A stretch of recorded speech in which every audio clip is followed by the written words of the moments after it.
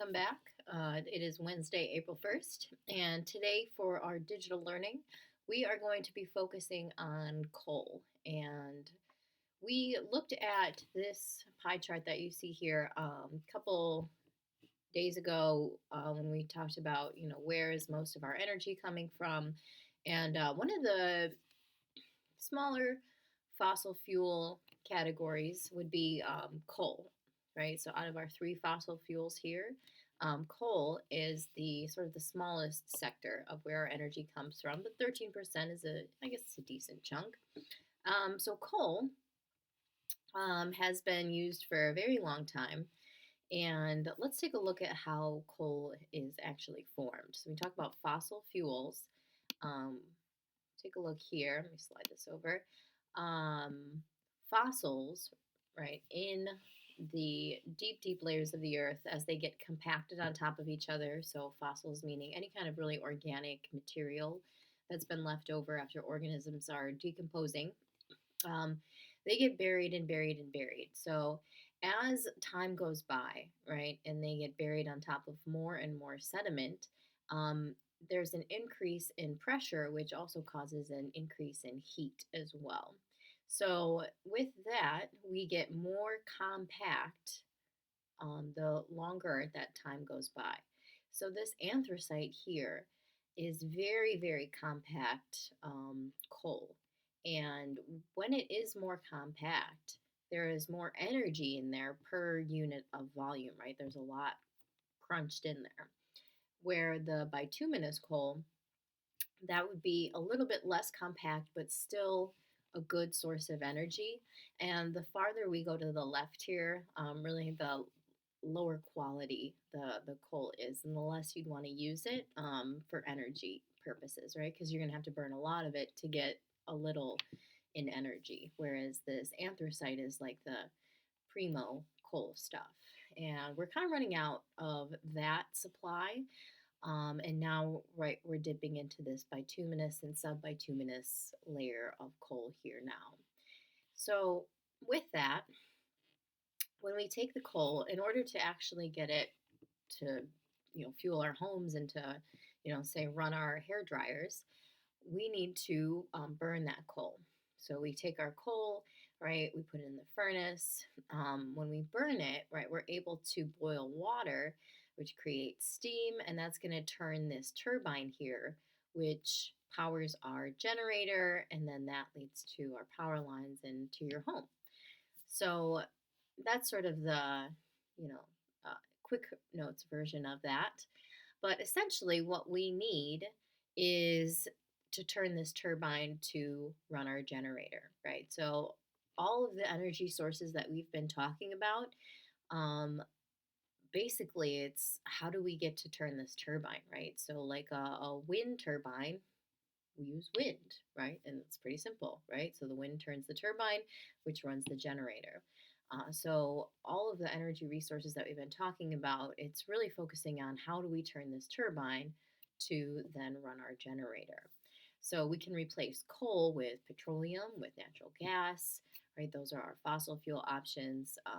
The turbine can be turned by hydropower, right? We think about like the Hoover Dam, right? Tons of hydropower generated there. So how can we turn this turbine? But again, we're focusing on coal today. So, what is the generator part of it, though? How does the generator magically transform a moving turbine into electricity for our homes? So, when we talk about a generator, you have to think about the law of conservation of energy, right? Energy can't be created nor destroyed, it only transfers between different forms.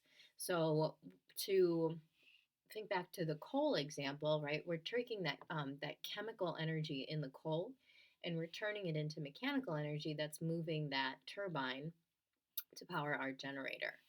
So another example that's kind of talked about here is when we clap our hands, right? We turn mechanical energy into sound energy as our hands come together.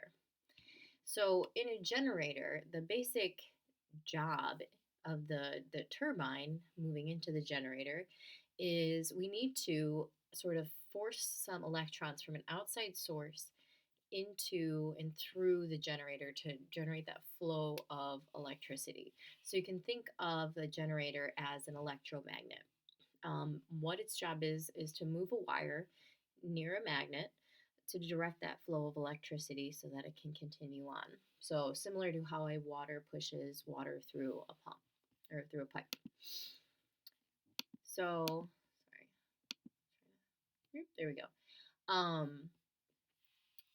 So Faraday's magnetic field induction is at the base of how a generator works. So Faraday figured out how to induce an electrical current, right? So he figured out that all you need to do is keep a magnet moving, a magnetic field moving, in order for electromagnetic induction to occur. So what does that look like? Well, if we take a look here, if this is, we have a cylinder here with a wire wrapped around it and then a magnet inside.